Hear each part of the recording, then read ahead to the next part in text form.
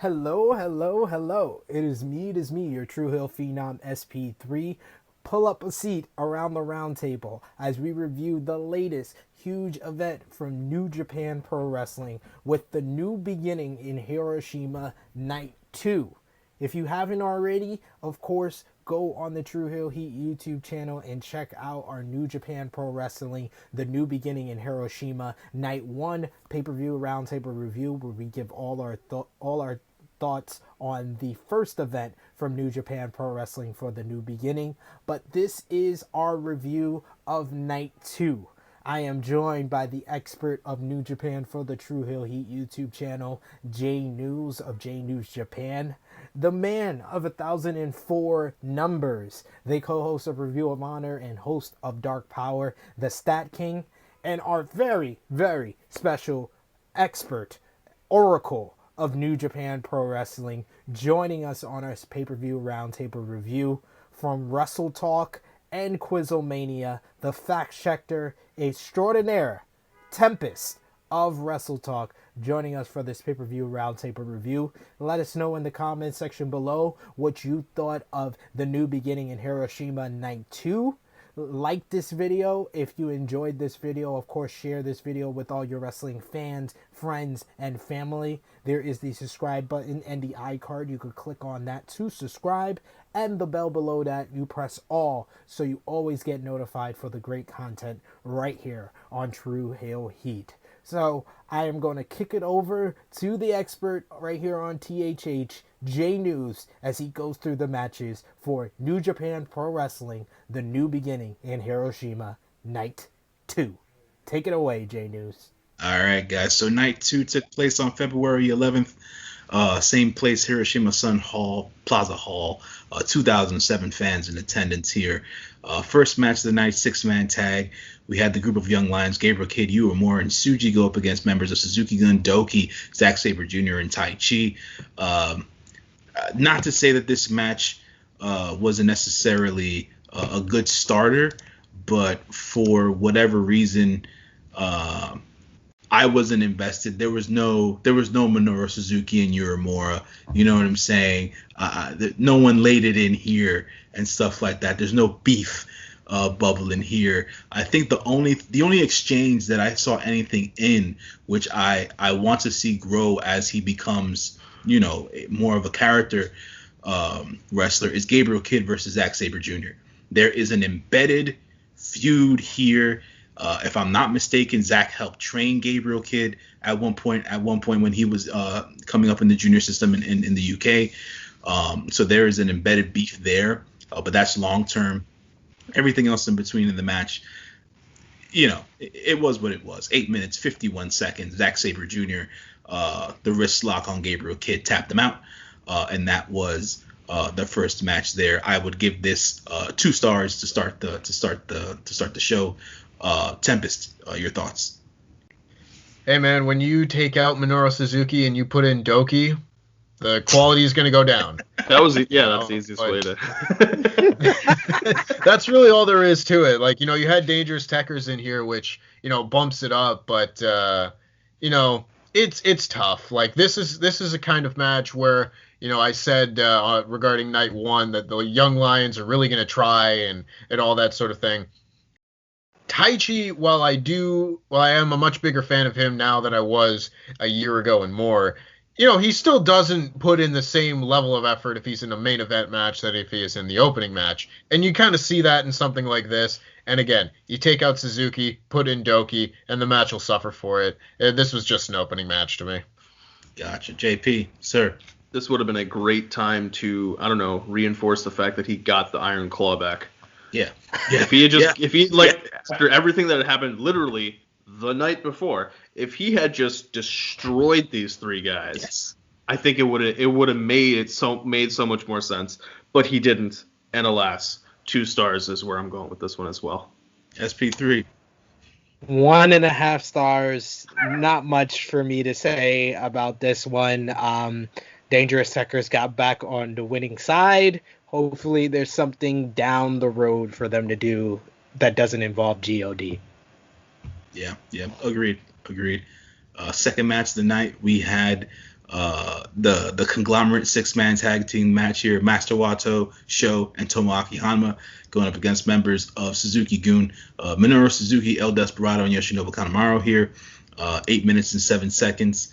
According to this match, Master Wato used a finish called the Carretera in order to get the pin on Yoshinobu Kanemaru. Wato gets the win here in comparison to him getting the loss in the previous night.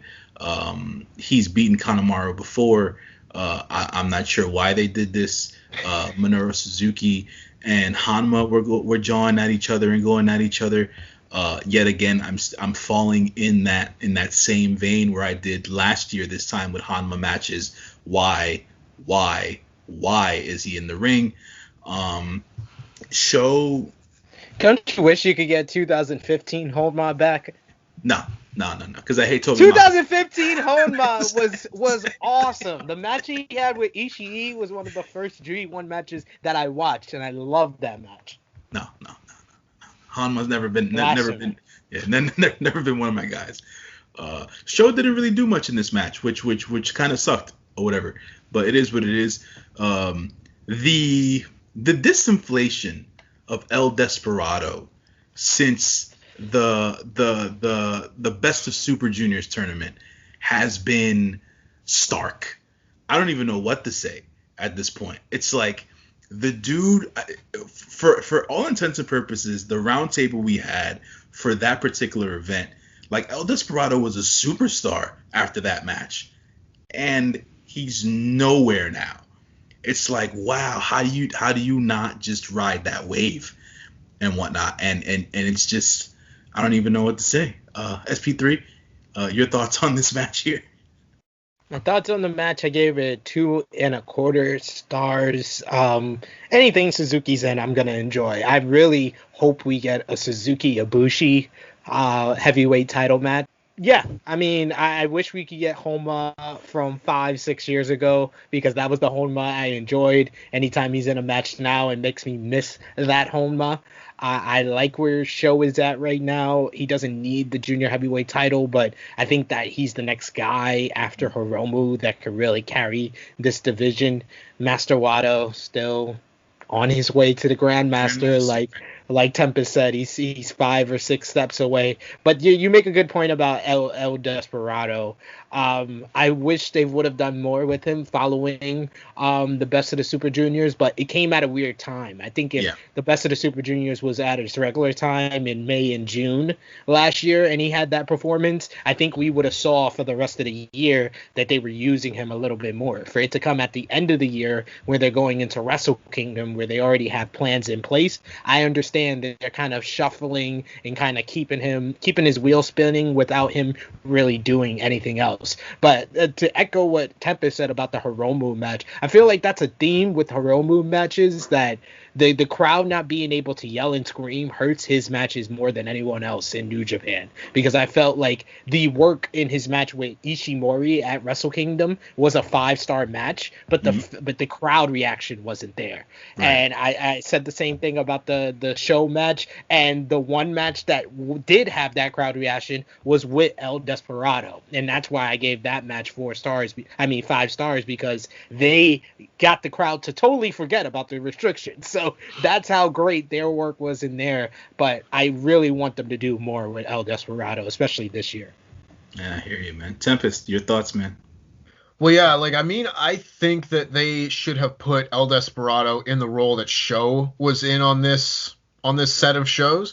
You know, if he had been the one to challenge Hiromu Takahashi right out of Wrestle Kingdom, having just had that amazing match at the Best of the Super Juniors, I felt like you would have had that kind of emotional attachment to the championship match that we didn't necessarily have with Sho. That being said, for this match in particular, this just felt like a lot of really strange pairings, in a 6-man tag. Like, I'm not into Master Wato and Yoshinobu Kanemaru. Like, again, Kanemaru, he's really solid. He's really good technically. But again, he's near the bottom of the totem pole when it comes to the junior division. So if you're having a guy that I don't care about feuding with the guy that I also don't care about, I'm not going to care about their feud. And furthermore, Tomoaki Honma, as much as it is like a really like inspiring story, being able to come back from a major spinal injury and everything like that, it's kind of depressing when he can't hit the ropes. You know, he like walks over to the ropes, leans into them, and then walks back to the middle of the ring. Like, I get it, and I don't want to badmouth him, but like, I'm not into the prospect of a feud with Minoru Suzuki. I'd rather see Suzuki doing crazy, incredible feuds with, again, at Kota Ibushi. That sounds amazing. Seeing him and like put him against Tomohiro Ishii another dozen times, I wouldn't complain. Put him back in a feud with Shingo Takagi, I wouldn't complain. But this is just such a step back. And then again, like Sho, I feel like is probably just gonna now float along until Yo comes back. Right. And I don't know. We'll see how it all goes, but this match just did nothing for me. Yeah. JP? I think I would agree with that. This match really did do nothing for me. Hanma, I don't know. Like, yeah, I gotta agree with you guys. It's starting to feel uncomfortable. Yeah. Just because, especially if you're gonna put him in the ring with somebody like Suzuki who hits hard, like floors people, and this guy's almost barely moving. It's just, I don't know. Like, I guess maybe they haven't found a way to use him more sparingly, despite the fact that I feel like he already is kind of used sparingly. But I don't know. They gotta figure out something for him. But just put him in the role. Not to cut you off, but like just put him in the role that, you know, Nakanishi and Yuji Nagata and Satoshi Kojima are in when they face the Young Lions in the opening match. Like, that's fine. Have him do a 5 to 10 minute match with the Young Lions. He doesn't need to be in there with Minoru Suzuki. I could also see something where, like how Tenzan has Wado, you could have Hanma have one of the guys too, and that could just be, you know, like he comes to the ring and from time to time they team together. Like that could be a situation. I think that would be better for him. But oof, yeah, this was tough to watch. I give this one also like a 2 stars. All right. We'll move on from this because it's just depressing to talk about a six-man match. Here we had members of Los Ingobernables de Japón. We had Bushi, Hiromu Takahashi, and Tetsuya Naito here against members of the Bullet Club, El Phantasmo, Taiji Ishimori, and Yujiro Takahashi. 9 minutes and 54 seconds worth of a match here. Tetsuya Naito hits the Destino on Takahashi in order to get the win. Obviously, the build-up here is not between Yujiro Takahashi and Tetsuya Naito. I guess that the next contenders for the IWGP Junior Heavyweight Tag Team belts are going to be Bushi and Takahashi, in accordance to how the storyline went on. I would say this was 2.5 stars for me, just because, you know, I feel like Hiromu's so entrenched in the junior heavyweight division, period, to even see him in the tag division and get involved with the tag team stuff, it's like I don't want it to become overkill because Hiromu's that great, but overexposure is a thing. So, you know, I don't know. It is what it is there. But JP, your thoughts on this match, if any? Yeah, this one also kind of just felt like how we were talking about for night one of these matches kind of just blending into one another. Mm-hmm. This also definitely felt like that for me. I mean, I don't know. Part of me also feels like you shouldn't have your singles champion be involved in your tag title division, regardless of whether it's Hiromu. Because, I mean, with Hiromu, he's somebody who can kind of carry both feuds, carry you know, both divisions in that sense. But it's a chance to make stars. Why do it? Why bother with it? This match, yeah, I'd probably go with 2 and 2.25. Yeah, it's for me. Yeah. Tempest. Well, see, I believe, I could be wrong, but I think the logic behind putting Hiromu in the junior tag division, at least for a match like this, is it gives them a chance to extend a possible rivalry with El Phantasmo without Phantasmo beating him in a singles match. Is Hiromu will probably end up beating him in their match for the junior title, but it gives El Phantasmo and Taiji Ishimori a chance to get one back on Hiromu and Bushi without having to put El Phantasmo over Hiromu in a singles match. In terms of just booking when you don't really have other challengers for the junior tag titles as it is, I would say it kind of makes sense if it's short term.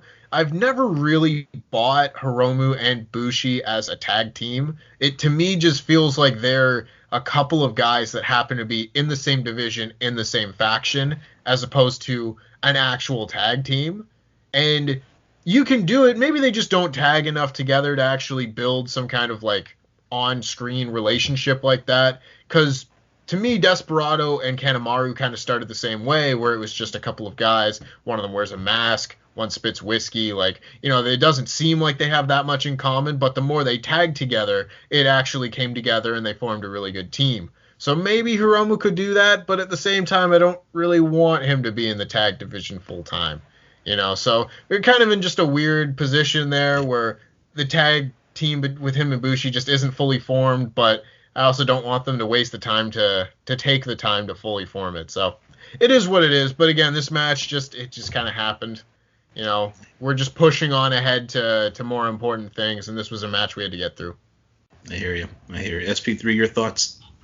So yeah, we didn't touch on following the Hiromu and Sho match on night one, that El Phantasmo came in and attacked Hiromu following the matchup to set in motion this whole feud for the Junior Heavyweight Championship between ELP and Hiromu. Bushi came out to make the save for Hiromu, then Ishimori came out, and Bushi and Hiromu ran them off. So we set up our two Junior Heavyweight title matches, which I can now confirm for Castle Attack, February 28th. We're going to see El Phantasmo versus Hiromu for the Junior Heavyweight Championship. But before that, February 25th, we're going to see the IWGP Junior Tag Team titles on the line with Hiromu and Bushi going at it with ELP and Ishimori. That saying, this is another example of why New Japan does not care about their tag team titles. It doesn't matter what division, heavyweight, junior heavyweight, they don't care. So they just say, Hiromu, Bushi, you guys team up together. I feel like Shingo and Bushi made more of a tag team than Hiromu and Bushi to me. And it makes me sad that Shingo was a junior heavyweight when Hiromu was injured, because we never got the dream junior tag team of Hiromu and Shingo. But yeah, that would be what I think about that. As far as the match, I gave the match 2.5 stars. I thought it was decent enough.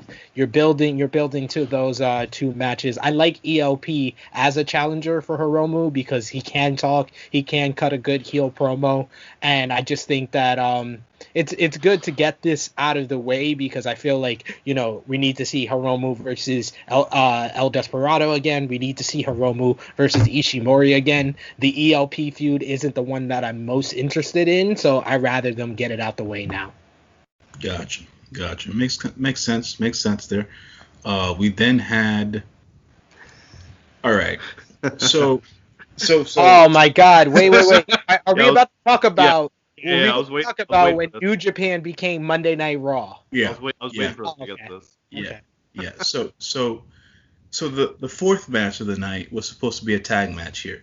So we had Okada and Yano from the Chaos versus Dick Togo and Evil from the Bullet Club, right? Evil Dick versus the king of pro wrestling, provisional champion for 2021. Let's put respect on Toriano's name, and the Rainmaker. A minute and 27 seconds later, a double countout was then enforced by the referee because Okada and Evil didn't get back into the ring on time because they were trying to beat the crap out of each other. After the double countout ensued, Evil and Dick Togo were trying to make their way back to the back And Okada then came through and he started beating on Evil. Then they had to be separated. Okada grabs the mic. Okada says, "Hey, you bitch, come back in the ring now. Let's do this match one-on-one. Let's get this signed." You see Red Shoes Uno make a decision for the first time in my time watching New Japan Pro Wrestling. Red Shoes Uno is the senior official. He says, "One-on-one, you two, let's get it on." Then Marty Asami is still in the ring as the referee. Whatever. It becomes a match. Evil versus Okada. 5 minutes, 41 seconds. Another DQ finish here. For whatever reason, I don't necessarily know what's going on here. The initial setup for me throughout the whole New Beginning show was that Okada and Evil were going to go one-on-one at the New Japan Cup. Why drag this out for such a long period of time is beyond me.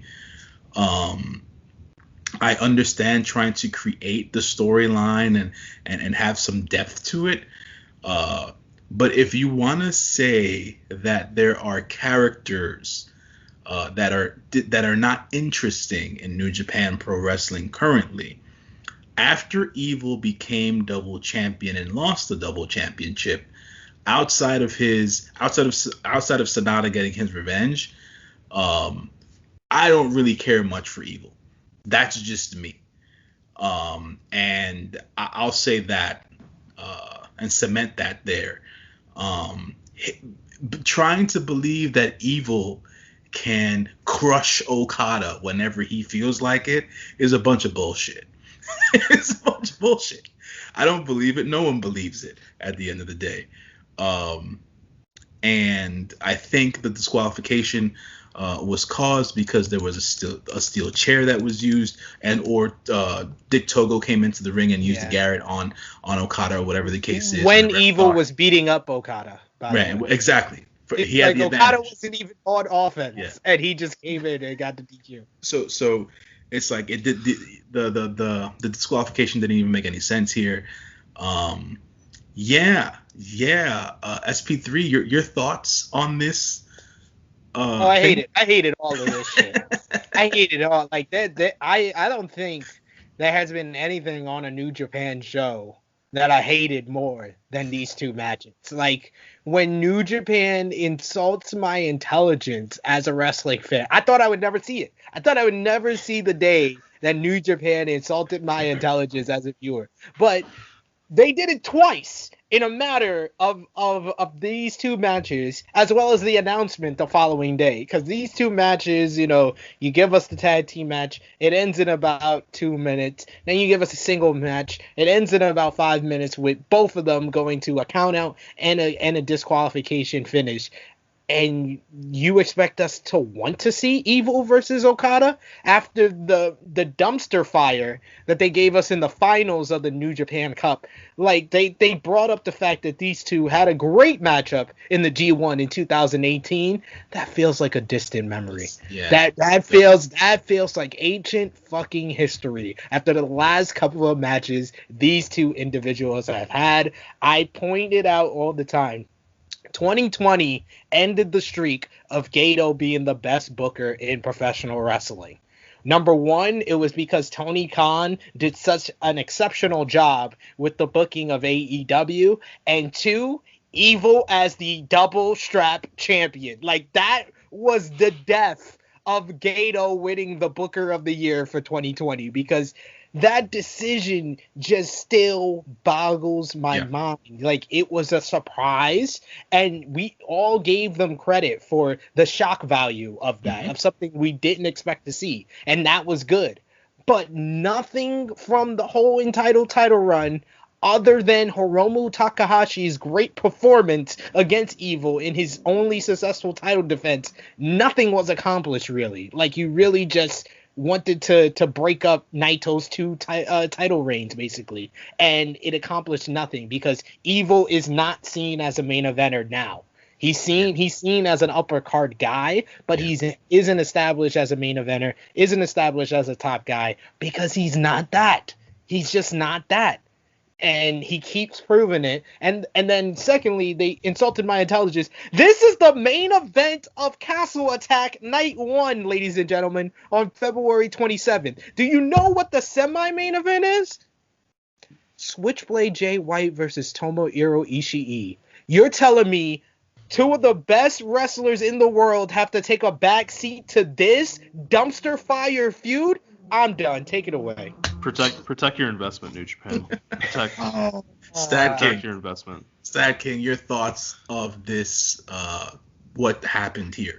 As is well documented on True Heel shows, I stopped watching WWE last year after Money in the Bank because of bad, horrible bookings and storylines.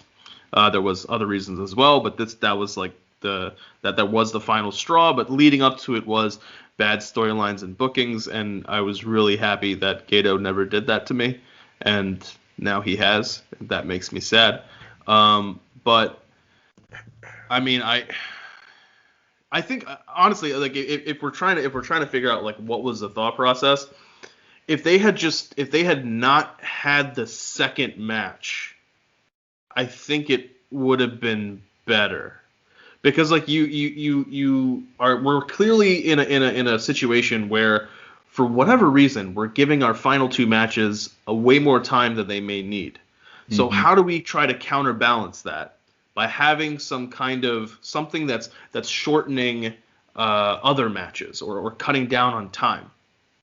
I like this on weekly television where we see situations where like, oh, we see two guys are supposed to have a match, but before the bell rings, one guy beats up another one so bad to the point that we can't have the match. Or there's a sneak attack while somebody's coming to the ring and we can't have the match. But there's that tease that you were supposed to get something. So I think in this situation, it would have been better if maybe not like a minute 27 seconds, maybe like 3 minutes, 4 minutes. They got into it and you felt like this was going to get into something big. And then they just caused that count out, and you're like, wow, this could have actually gone somewhere, but these two guys really don't like each other. In this situation, it just feels like we wanted to waste time, but we wanted to not give you Okada evil, but we also like wanted to waste time at the same time. And that just, I don't know, like that part of it just pulled me out of it. But if that's really the main event of Castle Attack with Jay White and Ishii being the semi-main event, well, I'll just save my thoughts for that for the next match. All right. Tempest, your thoughts on this thing? Yeah. This thing.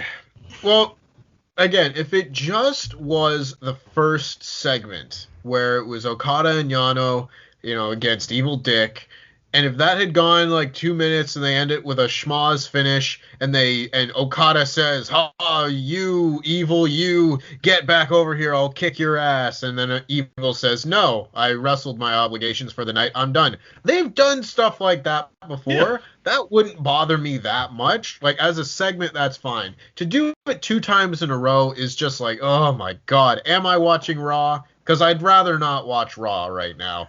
Right. To me, it's so frustrating because we know Evil is a good wrestler. Evil has had fantastic matches. His run in the 2019 G1 Climax to me was very underrated. He had great matches against guys like Tanahashi, Ibushi. His match with Sonata that year was fantastic. Yeah. I mean, that G1 was just on another level. But Evil had a bunch of really good matches. And his work does not translate into this run as a heel. And it's been proven time and time again. No one liked his run in the G1 last year, and they're still just doing it. Now, to me, Evil is the guy that's taken the Taichi role of just like, oh, his match is next? Oh, my God, I don't want to watch it. It's beyond frustrating because I don't want to have that one guy on a New Japan show. New Japan for so long was filled with guys that you were excited to see. And if there's just one guy that's the albatross that just is the one match on the show that you don't want to see, it brings my enjoyment of the whole show down. Now, we've said just now that, Gato kind of dropped the ball on this one and ended his streak of being best booker. I think you're underselling it, man. Like, this was a guy, Gato had so many home runs, one after another, and he didn't just strike out. He was wearing the golden sombrero, striking out 4 times in the game. Jesus. Like, this was such a miss. And you can try and put the belt on Evil last year. I'm not going to fault you for trying. It sounded like a good idea. You have a new star. You can have a built-in feud with the LIJ guys. That's great. Odds are you thought you would probably have some really good matches. But it didn't happen, and you need to realize that. Like, you need to realize that this didn't work. And instead of just like, well, let's try it again. Maybe it'll work again if we do the exact same thing that we did last time. No different. Maybe it'll work this time. And it's not going to work. I don't understand how Gato, with so much knowledge, so much experience, such a grasp on what the New Japan audience wants, has his finger on the pulse for so long, how he's just been missing on Evil for a year now. Like, you figure he would have realized out of the gate, oh, those 2 matches where Evil turned heel, they didn't go so well. Okay, maybe after this, maybe it'll go a little bit better. We can establish him, have his new character, we can make it work. It still didn't work. Okay, we'll have a main event every other show in the G1 Climax. Oh, the B-side was terrible. Maybe it's not working. But we're still now seeing him main event against Okada, and I'm just over it. It didn't work. Let's pull him back a little bit, have him be in a mid-card feud, have him wrestle over the never openweight title or something. Doesn't matter. Just keep him out of the main events. You can't build a show around that guy right now. Yeah. Agreed. I cannot have said that any better. Next match. The best person I can compare Evil to, I wouldn't even compare him to Taichi. We remember when Bad Luck Fale kept getting into the main event scene? That's how I feel about Evil. Like, it's just like, because I like Bad Luck Fale. Don't get me wrong. I've actually interviewed Bad Luck Fale, so I really enjoy his character, and he's a good man. He's a good man. I like his role. But when he was in the main event, I used to get annoyed, and that's how it is with Evil now. Yeah. Next match was for the never openweight 6-man tag team championships. We had members of the Bullet Club, God, and Jay White versus members of Chaos, Yoshihashi, Hiroki Goto, and Tomoero Ishii. Obviously, the whole beef between Jay White and Ishii stemming from the last G1 Climax tournament, and now fervoring here where Jay White's just been trolling Ishii and trying to beat down Ishii. Jay White just being Jay White and doing tremendous work. 27 minutes and 1 second. The champions retained. Why? I don't understand.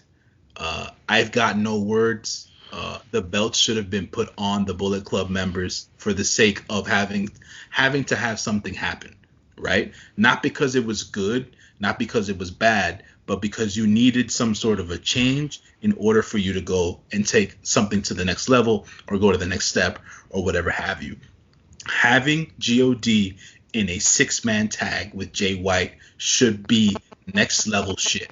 And this proved to me that it was not. And it just kind of fell flat on its ass.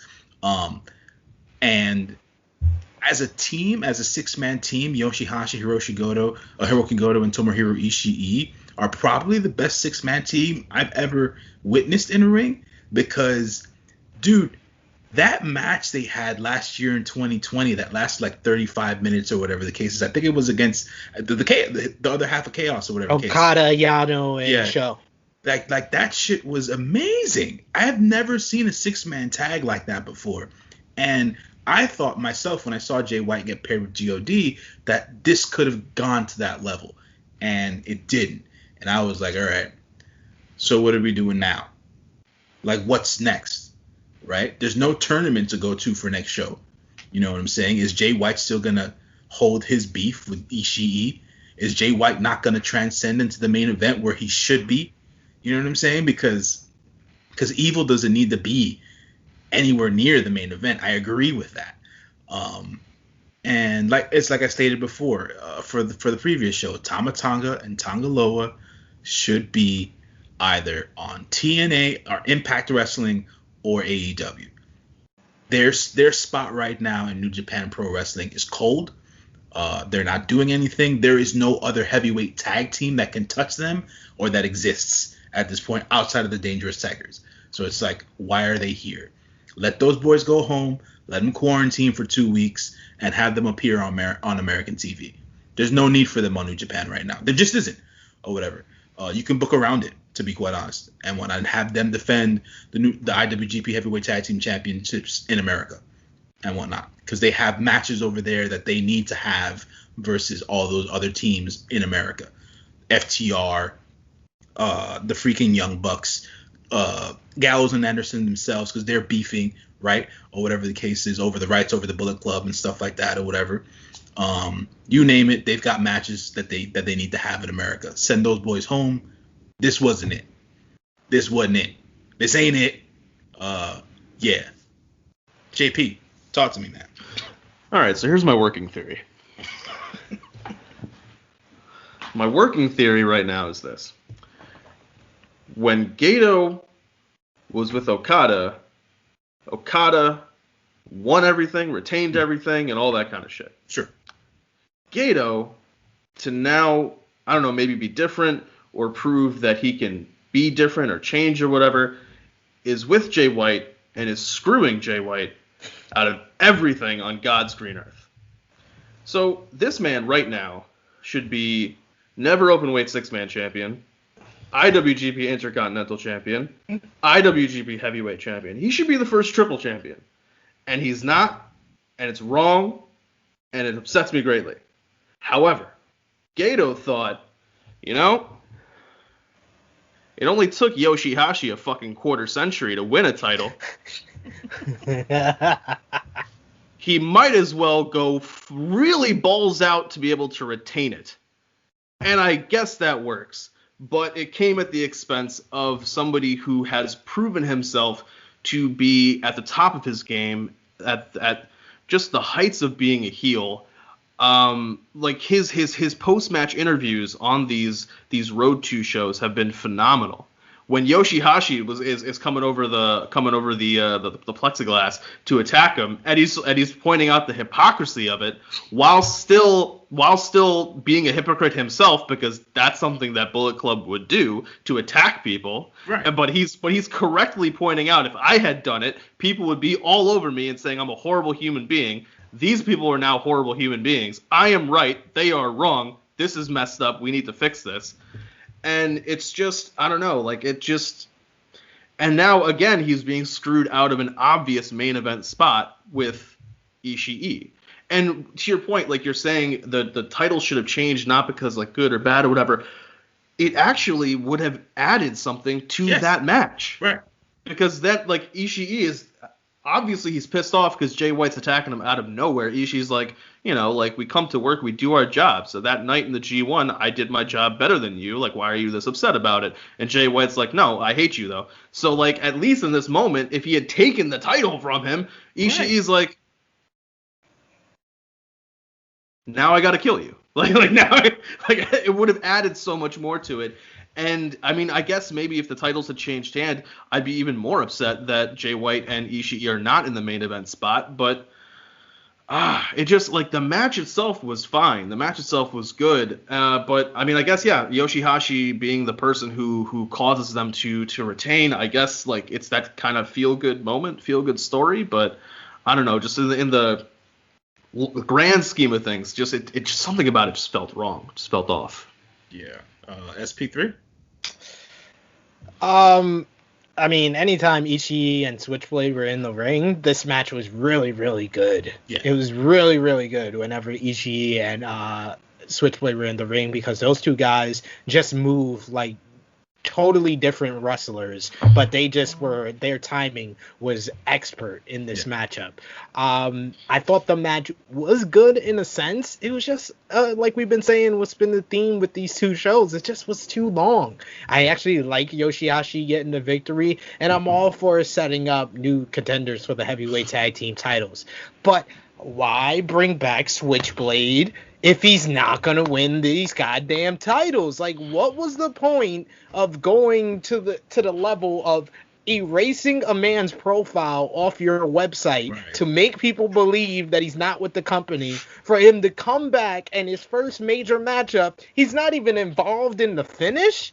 Come on. And then the Tomoero Ishii Switchblade match in the semi-main event of Castle Attack behind Evil and Okada. I'm done. I am over it. I gave this match 3 stars because, like I said, Ishii and Switchblade held it down. But other than that, I am over this. This is just wrong. Switchblade and Ishii should be in the main event. So to give the people a bit more of context here, Yoshihashi got the pin over Tongaloa, which then subsequently gives Yoshihashi and his partner of choice, in this case Hiroki Goto, a future shot at the IWGP Heavyweight Championships. Who cares? Who cares? No. It took, like JP said, it took a quarter century to put a strap on Yoshihashi. Yes, he's the ultimate underdog. We get it. He got his ass beat for the last week and a half, and he won this match. We get it. I don't want to see him against the GOD. I need GOD in America. I need them in America. I don't need them in Japan right now because it just doesn't make any sense for me right now. Tempest, sir, your thoughts on this match? As a match, I thought it was good. I thought it was a good match. Solid. You know, like everyone involved can work, and they're all good wrestlers.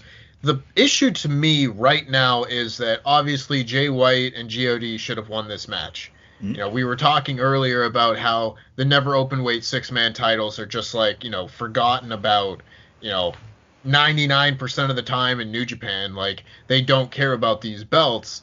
If you then put them in a storyline that has emotional value behind it, like Jay White's, all of a sudden those belts become a little bit more interesting. And to me, it kind of like, this is partly a separate issue, but I think the Bullet Club hasn't felt like a stable in a really long time, basically since Jay White came on board. Like, they have moments, but they're just like, have you ever seen like El Phantasmo interact with, you know, other sections of the Bullet Club? Or Taiji Ishimori? Like, there's just so many different areas of the Bullet Club, and they're all quote-unquote Bullet Club, but it feels like just a bunch of guys wearing the skull mark mask, like the t-shirt, but doing their own things. And if you put the never open-weight 6-man titles on a Jay White and GOD pairing, I feel like that really kind of brings a lot more unity to Bullet Club, and it gives them an opportunity to have, you know, either promo segments together or having like that kind of gang warfare mentality where it's a bunch of different people. I'm not saying that they necessarily become like a new version of the Elite where it's the one guy in the tag team doing their own thing, but have some unity amongst the group, you know, like just Jay White has been really, really good lately. And I don't want it to feel like he's just kind of floating along because he's too good for that. Yeah. You know, when I look at like different eras of pro wrestling, I kind of think of like, well, what did that one guy do in that year? And for a long time, you can look at different wrestlers as like, oh yeah, for sure, you know, 2017 Okada, that's the year where he was champion the whole time. That was that year. Or the same thing, like that was the year Tanahashi was Intercontinental champion. It was feuding with Naito all year, you know. And you go through different years where everyone's focus is on different things. And if you have someone like Jay White, he's someone who needs to have a focus. And if he loses this match, I think you lose some of that focus. Right. He might have like an extended rivalry with Tomoero Ishii, he might just have one match. I don't know. And again, it's still early in the year. He will probably be okay. But I need to know that they're going to take care of Jay White because he's too good to not care about. I think that Jay White is somebody who suffers from the fact that they the fact that they are keeping the two belts together, the two main belts together. Yeah. Because having that Intercontinental belt be separate, and maybe that's where they might be going with Naito, which we will get to. But maybe doing that will allow him to have more room to flourish and more room to be somewhere on the card, because we can't just go back to Jay White Ibushi so soon. You can't really do that. You need to have Ibushi have a run, and you need to have Ibushi face other challengers for it to feel authentic. And then on top of that, this Forbidden Door situation changes everything when it comes to a potential Golden Lovers match. One other thing I was thinking of was, we're talking about GOD going to Jacksonville. It would be really interesting if they used GOD with Kenta and they had a trio from Impact be part of how Tony Khan introduces the 6-man tag titles that he wants AEW to have. And you have some kind of tournament. You have some kind of tournament that has a team from New Japan, a team from Impact, as well as teams from AEW. And then you can also generate something along the lines within that storyline where there are teams in AEW who aren't included because of the fact that a spot is reserved for New Japan, a spot is reserved for Impact, who feel a certain way about it. But all of that works if GOD is in the United States. So maybe that's something that they can do if they then separate the IC and the heavyweight belts, but then they remove the heavy tags. You are still your net number of championships on the card is the same. So maybe that's a way that they can do it. But right now, it just feels as though Gato's coming out of the starter blocks for this year, just stumbling. Yeah, that's the way I feel here. All right, guys. So this is what it is. Last match of the second night, the main event. IWGP Heavyweight and IWGP Intercontinental Double Championship match. The Golden Star God himself, Kota Ibushi, 1-on-1 versus member of Los Ingobernables de Japón, Cold Skull, Sanada. SP3, I want you to take the lead here. Your thoughts on this match. I'm not going to go through the breakdown and the breakthrough.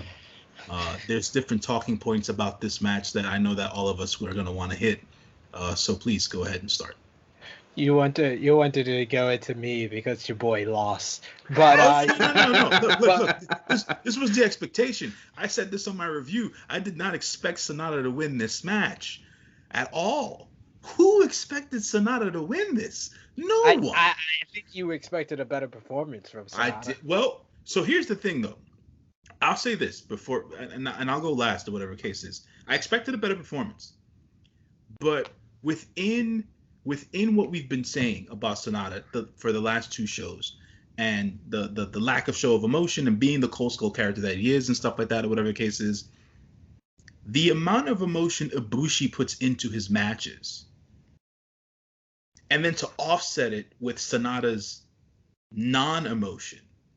Lack of emotion, Jeff. Lack of emotion, should I say. Lack of emotion. It doesn't work. So, nope.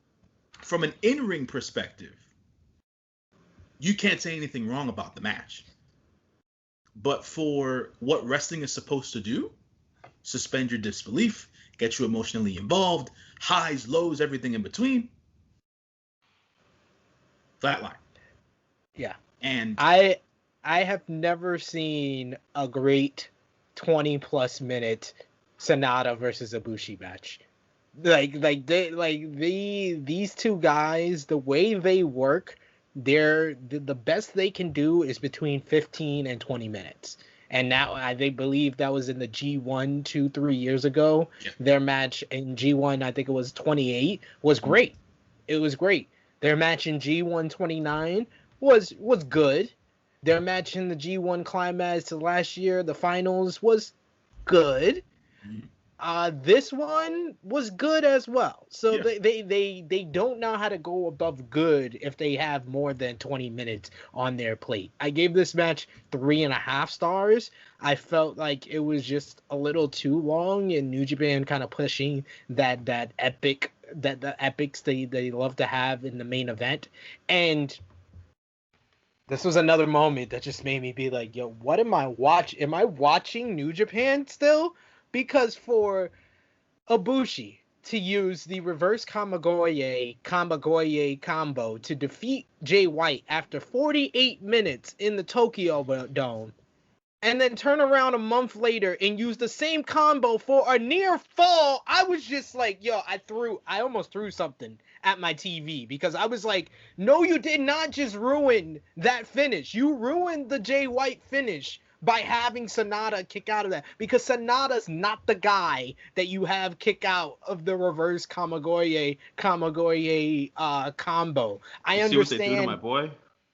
I understand that finishers don't really matter in New Japan. You could just watch a Naito match and see how many times he hits Destino to find that out. But this just felt wrong. As soon as Sonata kicked out, I was just like, yeah, this match peaked. And he finished it like a minute or so later, but I was just like, you should have just ended it there. Like, that was the perfect finish. Like, that's how you finish on a high. And there would probably be more people saying this match was great and not just good. But it comes off as a disappointment because it felt overly long. It didn't peak with this finish. Sonata didn't bring a whole lot of emotions here. Ibushi, for as much emotions as he brings, we didn't get some of the stuff that take Ibushi matches from really good to epics. We didn't get that. We didn't get the murder of Ibushi. We didn't get him trying to go to the Phoenix Splash. There's certain things you expect from Ibushi, big time matches, that we didn't get here, and that's why it just didn't connect with me. So 3.5 stars is my rating. Hey, here you, StatKing. Your thoughts, sir? Matches like this remind me why maybe WWE has something when they won't do face versus face matches or heel versus heel matches very often. They're difficult to pull off because face versus face, it's who are you really rooting for? Who are you kind of have to root against somebody. And it's difficult when you have people like Sonata, like Ibushi, where the crowds are behind them, but in a way, in a way it works because of Sonata's character, because of that calm, cool, collected, versus Ibushi's, just much more emotion driven, much more, looking at at legacy, at destiny, at I'm trying to carve my path, and it just doesn't. It can work, but in this situation, it didn't, and we're seeing that play out in such a way that I'm kind of thinking of like what could have been, because when I was talking about last night with the main event there, when Sho kicked out of that first time bomb, I was like, oh, okay, like this is like, could he actually win? Right. When Sonata kicks out of the double, my first thought was, this doesn't feel right. It does something about it. Just it rubs you the wrong way, because Sonata's not supposed to be that guy who kicks out of that move. Not when it's putting away the top heel of the company in the main event of the biggest show, in a match that's going longer than Eddie. Like, it doesn't feel right. And the thing is, it's weird because, in wrestling, back in the day, a super kick ended matches, a DDT ended matches, and slowly we've had finishers be watered down. It seems strange that we would have a finisher be watered down like a month after Yeah. it is used to such devastating ability. Right. So I don't know, like the match worked, but it didn't at the same time, and I guess that's the only way I can really describe it. I'm going 3 3/3 on this one. It just and I feel bad because it feels as though we're like piling on Sonata, and I don't want to do that. I don't want to do that, but like just something about it feels wrong. It's just like he seems. Despite the fact that he has the direction where he's supposed to go, it almost feels as though he's directionless because we don't really understand what he wants. All we know is that like we know he wants the title, but I mean, arguably so does everybody else. What does he want that makes him different? Ibushi wants to win because it's not even about the titles.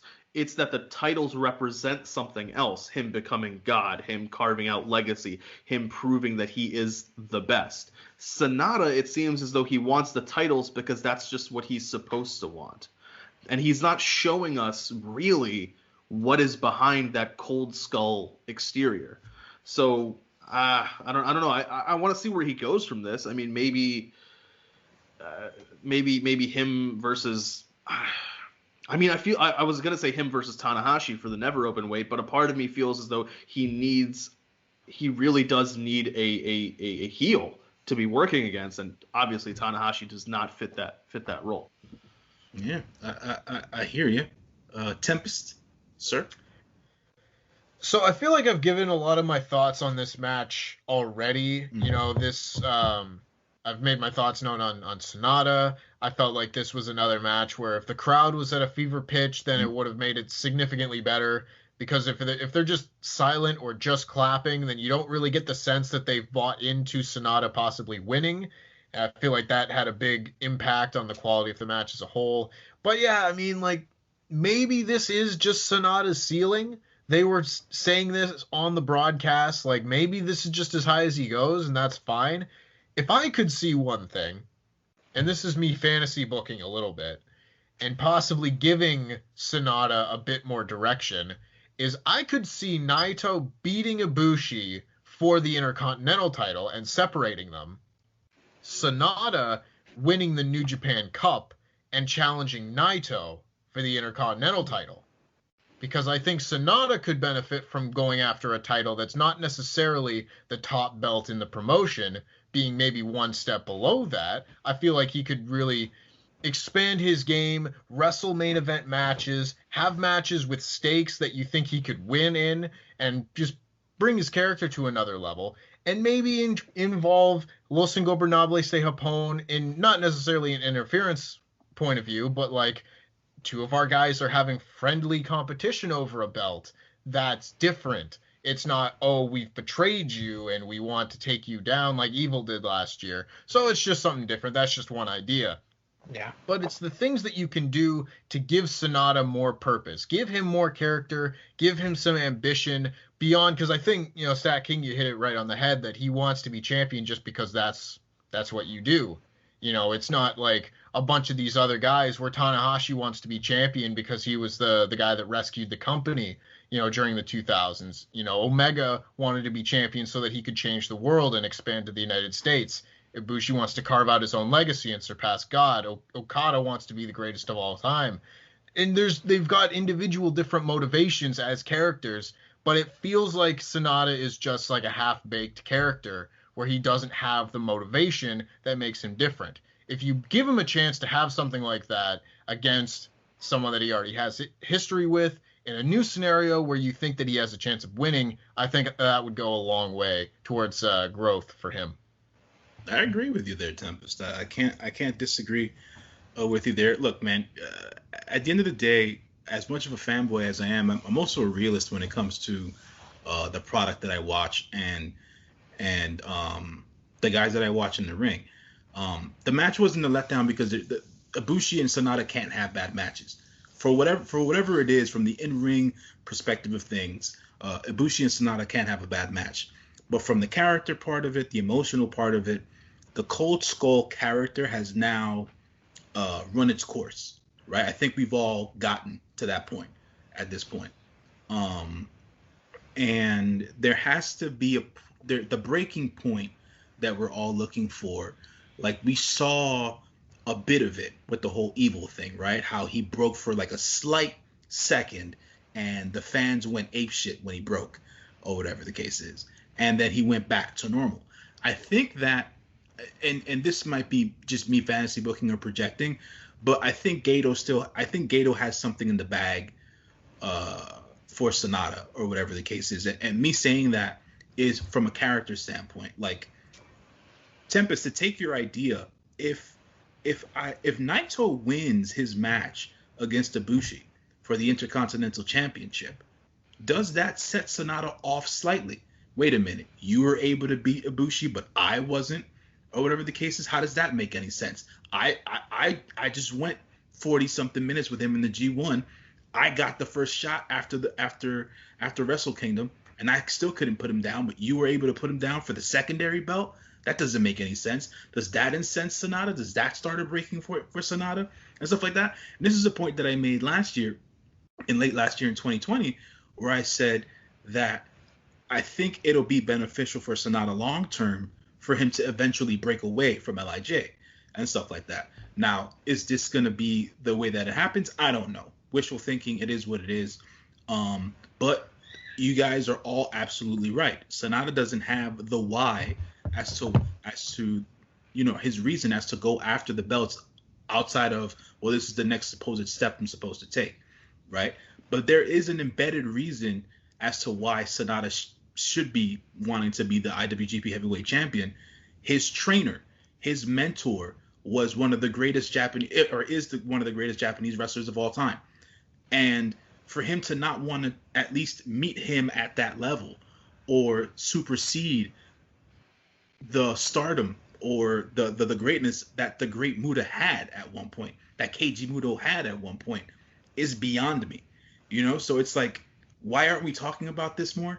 Like, this should be a part of Sonata's character. Like, Muto is still wrestling. Like, I think he won a championship over. He just won, yeah. For Wrestling Noah's, yeah. And people, Wrestling Noah, and people were like, I just saw a whole lot of bad stuff about him winning that strap, or whatever the case is. There was like a negative, stuff being said, or whatever the case is. But like, for all intents and purposes, it's like Sonata has a built-in reason to want to be champ and want to be great. I was like, one of the greats trained him. That's built in. So like, for me, it's like, when are we gonna get there, at least, or to some semblance with Sonata? Because the in-ring is there.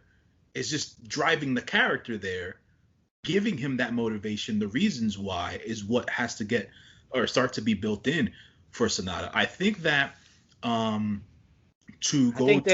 think, not to interrupt you, but yeah. I think there's a reason why they haven't made that a motivation, because that's not his destination. If they would have been made that a part of his motivation, if eventually he is going to win the heavyweight title, I think the reason why they haven't is because he's not going to win it. Okay, I mean, that's fair. I feel like he is the new Hiroki Goto. He's always the bridesmaid. He's never the bride. That's tough. Kevin Kelly said that last night when I watched, or whatever the case is. I feel like, you might be right. I can't sit here and be like, oh, he should be champ. Companies are going to do whatever they want to do at the end of the day. But it's like, and I know not everybody's designed to be champion. Obviously, Evil proved that, right?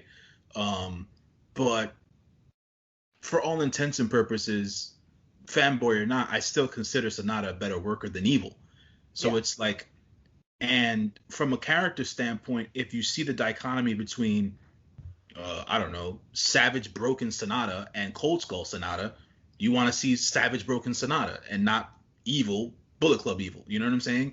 So it's like, you have something built in there, and it's like, if he's not going to be champ, fine, or whatever. But it's like, then is he upper mid card? Is he mid card? Is he never open weight? Like, what is he at this point? He doesn't have a lane right now. So it's like, so he just lost to Ibushi. Where does he go? He's not gonna go tag team. He already did the tag team belt thing. Is he gonna go to the the 6-man never open weight thing? Like that's bullshit. Like Sonata doesn't need to be there. So the idea of Naito winning the Intercontinental belt and that's somehow being a motivation or reason for Sonata to think to himself, wait a minute, like, why not me? You know what I'm saying? That would be some sort of a motivation that they can use in a smart way. And he doesn't have to be the main guy. He can be an Intercontinental ceiling guy or whatever the case is and stuff like that and whatnot. I just want to see him succeed and not necessarily just flatten out. He doesn't have to be the champ, the main champ. But like seeing him where he's at now it's just troubling for me and whatnot. It was like now you put him in all these high spots. His present day character doesn't mesh well with the spot that he's given. So it's like you have to have him evolve somehow. How do you evolve him? That's really more or less the conversation. God is God. I want to talk about God for a minute because at the end of the day, when the match was over, Naito came out. Naito in a friendly manner. I would have thought Naito would have beat on Ibushi for some reason because that's who Naito is and stuff like that. He would have attacked Ibushi. He would have claimed the belts or whatever the case is. But he came out nicely, just like Sonata did, and he challenged Ibushi for the Intercontinental belt with that respect. He just said, "That's the belt I want to challenge for. I want to meet you. Grant me my wish. Wish granted." Because Ibushi's over here being a fucking genie and shit like that. So, granting all these title matches and stuff, and it'll be interesting to see because Kodabushi's not going to drop that IWGP Heavyweight Championship strap anytime soon. We have to see the Golden Lovers match down the road. That has to happen. That's big money.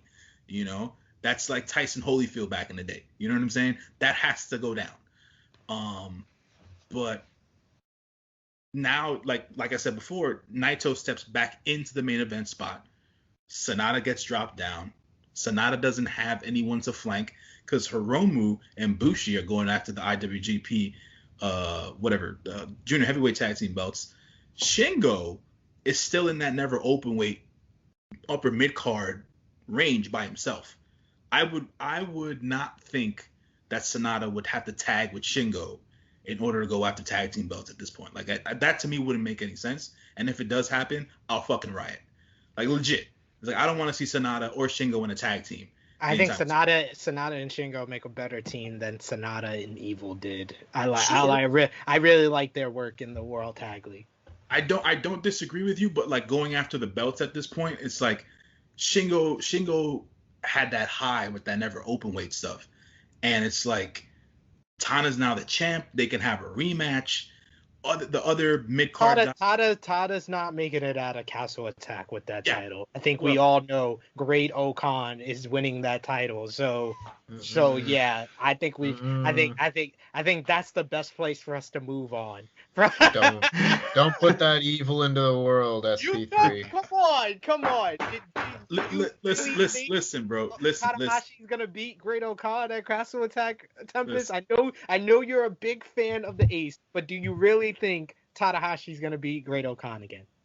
Absolutely. Great Okan is not allowed to win anything, ruin a title. It's not happening. I'm not putting that bad juju into the universe. Great Okan is Great Okan at least is closer to the Grandmaster than Watto is. So wait a minute. Wait a minute. Wait there. But what I wanted to add about Sonata is that there's a couple things that we got to remember. One is that he's challenging now for the double golds. He'd never held a singles title before. No. Like he's only been a tag team wrestler, at least championship wise. And the other thing to, I think, keep in mind is that age-wise, he's very young. He just turned 33, like a couple days ago, end of January.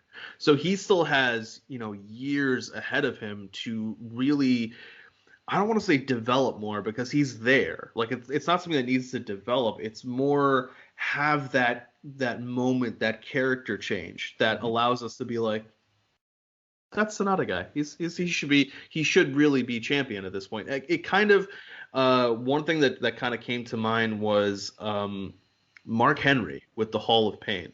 Oh man, yeah. Mark Henry with the Hall of Pain, like it was a situation where before that Henry had never really kind of been considered the guy, or at least somebody who could carry the brand for an extended period of time. And when that Hall of Pain character came and he shifted, it just added something to him that made it undeniable. And when he beats Randy Orton, it just makes sense. With Sonata, I think there is plenty of time, not to say that he's going to have that kind of Mark Henry career where it's like, oh, if only other things had worked in his favor.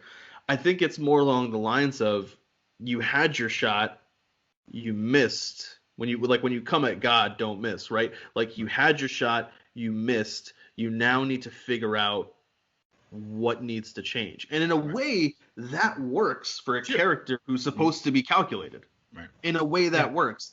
And maybe we can, to Tempest's point, to your point about that Intercontinental Championship, maybe we can see something like that happen. Or maybe we can see down the road something with him and Tanahashi or Great-O-Khan or whoever has that never open weight championship down the road. I think that'll be something that, he's only 33. Like there's still plenty of road ahead for Gato to not mess up. Yeah. I have to agree there. I'll say this, SP3, you're my boy. I love you, brother. But this Great-O-Khan business, I don't know where this is coming from.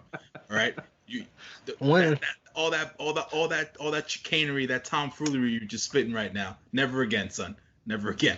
I'm gonna make the invite now. I want all of you guys to return back here to do the round table for Castle Attack, so you can all apologize to me. Wait, when why do I need? When our new never open weight champion is the great. I didn't say anything. I didn't say anything about Okada. Okay. J News and Tempest, I'm inviting you guys back to strictly apologize for denying the greatness that is Great-O-Khan. So we gotta wrap things up on both shows. The New Beginning in Hiroshima. Match of the night for both shows on February 10th and 11th. I will go with Hiromu versus Sho from night one, the main event. Great matchup. Maybe a little bit too long, but two great performers going out there and giving a great main event performance. Tempest, who you got? I mean, I don't think you can argue otherwise. There might be people that enjoyed Sonata and Kota Ibushi more, but for me, Hiromu Takahashi and Sho stole the pair of shows here. I think they were the clear choice for the best match between the two events. J News? Oh, man. You know what, man?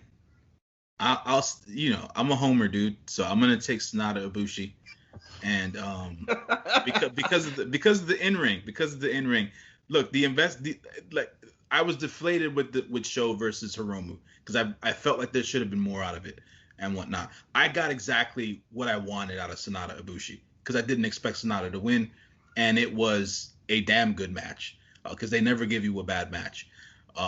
Everything else from the outside looking in is secondary to what happened inside the ring. So I'm gonna go with that. StatKing. I'll go with Hiromu and Sho as well. So we got 3 for Hiromu and Sho, 1 for Sonata and Ibushi. If you're just watching this video, I'll give you one guess who picked Sonata and Ibushi. MVP of the dual shows in Hiroshima. I will go MVP. This is an interesting one, but I'm gonna go with Switchblade Jay White.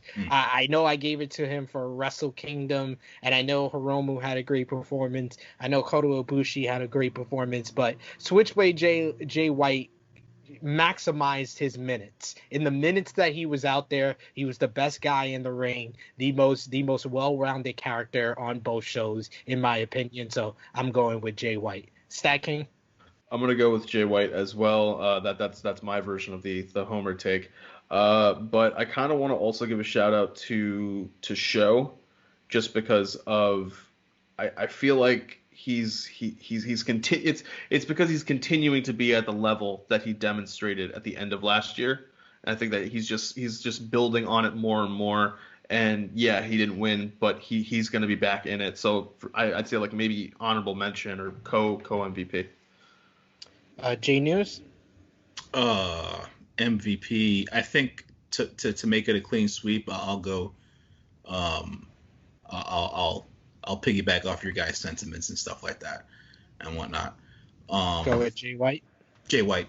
That just sounded like it was painful for you to say. Yeah. No, Jay White. No, Jay White's been extremely good. He's on top of his game, man. There's nothing knocking him right now. So, like I said, he should be back in the main event sooner rather than later, and that's the hope for me in my eyes, at least. Tempest. I can't argue against you guys all picking Switchblade Jay White, but just for me, I would probably say had Jay White won the Never Openweight 6-man titles, that he would have been my MVP. But just because I thought that he was in the best match and had the best performance, I'm going to go with Hiromu as the MVP of the two shows. That is fair for sure. LVP. We don't have Great Okan here, so the easy pick is not out there for us. But J News, who was the LVP from the two shows for the New Beginning in Hiroshima? So, my favorite match of the two shows was Sonata versus Kota Ibushi. This is going to be me going out on a limb here. But like I said, I'm a realist. LVP of the New Beginning is Sonata. No way. There's what? There's no for a moment there, I thought you would say Ibushi. I ain't messing with God, son. I'm not messing with God. Look, man, I can be a fanboy all I want, but I've been watching this business and pro wrestling for long enough to understand that when you miss too many opportunities, and like you said, StatKing, he's only 33. He's got time and stuff. There's time for him to evolve and stuff like that.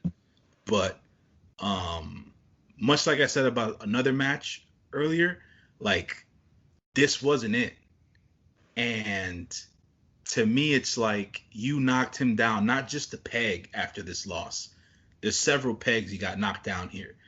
So there's no focus. There's no real path for him right now, which is why I'm choosing to say that he's my LVP after this loss to Ibushi in this particular match. Tempest, LVP. Well, that is incredibly bold, and I will not have a pick quite as bold as that, because my pick for the LVP is Evil. I think he is at the heart of the least interesting, least entertaining act and storyline in New Japan right now. You could give it to someone who just is at the bottom of the card and doesn't matter, but there isn't as much negative impact on the card as a whole when you're that far down, whereas Evil is supposed to be a main eventer, and he isn't, and his matches suffer for it. So Evil's my pick. I gotta echo what Tempest said. I gotta go with Evil, because man, that 2-match segment was probably the worst of New Japan. That set the bar for the worst of New Japan of 2021. StatKing. Evil, because he should not have gotten back in the ring when Okada said get back in the ring. But also co-LVP is Yoshihashi for being an asshole and winning that match. That's also fair. All right, so let's put our thumbs in the middle for night 1 of the New Beginning in Hiroshima, and we can give a thumbs up or thumbs down for night 1, just night 1, guys, in Hiroshima, the New Beginning, in 3, 2, 1. Thumbs in the middle, 3 thumbs up for night 1, the New Beginning in Hiroshima. So let's put the thumbs in the middle one more time for night 2. Night 2 in Hiroshima in 3, 2, 1. Oh, a thumbs down and 3 thumbs in the middle. I love it. I love the differences in the two shows. But real quickly around the board, what was the better night to you guys, StatKing? I go with night one. Night one, like, it just had more to it. It felt like we had the promise of Bullet Club winning the six-man tag matches, the six-man championships, but it also had that. See, the comedy, like in hindsight, the comedy match, like, or the comedy elements of that tag title match was kind of just a refresher. Like, it kind of just was something different. Maybe we don't fully understand what they were going for, but it just was something different. It felt like they're trying new things. It felt nicer as opposed to the things they tried on the second night. And that kind of just, affects it. And that junior tag match, I think, was just better. So, yeah. Tempest? I would have to say that the first night was the better of the two because I thought the main event was better on night one compared to night two. To me, really, it was kind of a pair of one-match shows, and the match on the first night was better. Also, the first night didn't have that evil restart the match garbage that really brought down the second night. Totally agree with that last part for sure. J News? I'll go with night one as well. I like the start of the show with the Young Lions versus Suzuki-gun, with Minoru Suzuki being involved in that particular match. I was also a fan of the wrestling portion of the Heavyweight Tag Team Championship match. And I was also a fan of the main event. So 3 out of the 6 matches in the on the first show, and there was 1 out of 7 matches on the second show. So obviously the first show takes the cake. Love it. I agree with all you guys. Night one was the better show. So that is all for our New Japan Pro Wrestling, The New Beginning in Hiroshima, Night 1, Night 2, Roundtable reviews. Thank you so much, gentlemen, for joining us. Thank you guys for watching. Let us know in the comments below what you thought about both nights, your MVP, your LVP, your match of the night, and whether you gave a thumbs up or thumbs down, thumbs in the middle to Night 1 as well as Night 2. Let us know in the comments section below.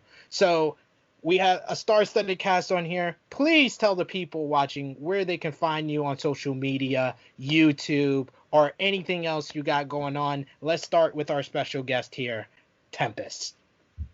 Well, I do appreciate you guys having me on. It's always a good time. Of course, for all you lovely people watching, you can check out me on Twitter at TempestWT. Of course, giving my thoughts about pro wrestling and little bite-sized tweets. Of course, you can see me on Wrestle Talk on the website doing news, as well as on Quizzlemania as the fact checker. Might have a project or two coming our way on Wrestle Talk and our various platforms in the near future. And of course, please go subscribe to my new YouTube channel. It is Tempest the Wrestler on YouTube. I've got my first video up already. AEW and New Japan Pro Wrestling are working together. What to expect.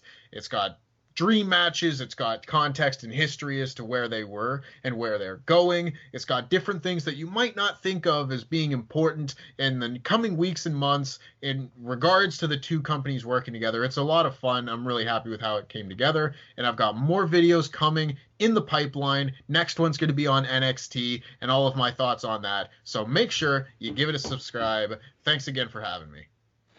Thank you for joining us, Tempest. This man knows his professional wrestling. He has a wealth of knowledge, so definitely go out of your way to subscribe to his YouTube channel. Of course, check him out on Quizzlemania, the longest reigning Quizzlemania champion in history and one half of the Quizzlemania tag team champions. Don't ask the Good Brothers if they are still the champs. So, StatKing, tell them where they can find you on social media and True Heel Heat YouTube channel. You guys can catch me in our True Heels Facebook group, and you always catch me on Dark Power, covering everything that happens on AEW Dark and MLW Fusion. We do have some news next week. Potentially, the UWN will be coming back with Primetime Live. We'll be seeing some kind of news coming forward, so looking forward to that. And you can always catch me on Review of Honor with my co-host, the 3-time baby-making champ Ness, as we cover everything that happens in a Ring of Honor ring. And once again, thanks for having me, guys. I always appreciate it. Always love when you join us. J News, you are the expert on New Japan. Tell them where they can find you right here on the True Heel Heat YouTube channel and, of course, social media. On the social media tip, I don't do the Twitter machine. I quit that 3 years ago. Thank God. Secondly, you can catch me on Instagram, barely _ John J JONJY. And of course, you can always catch me right here on the True Heel Heat YouTube channel, J News Japan, on a weekly basis. Sometimes once, sometimes 2 times, maybe 1 week it'll be 5 times. It just depends on how much New Japan action is going on during the week. Yeah, and as always, it's always a pleasure to speak to the good folks about New Japan Pro Wrestling and the happenings and what's going on. Of course, as always, you can also find me on the Twitter machine at TrueHeelSP3. You could follow True Heel Heat on Facebook, Twitter, and Instagram at True Heel Heat. Of course, like this video, share this video with all your wrestling fans, friends, and family. Push the subscribe button on the iCard to subscribe. The bell below that, you can press all to always get notified for all the great content right here on True Heel Heat. So, for our New Japan Pro Wrestling, The New Beginning in Hiroshima, Night 1, Night 2, Pay-Per-View Roundtable Review, for the great Tempest, for the StatKing, for J News, it is me, your True Heel Phenom, SP3. Let us know in the comment section below what you thought of this show, and we are signing off until next time. Peace, folks. Take it easy.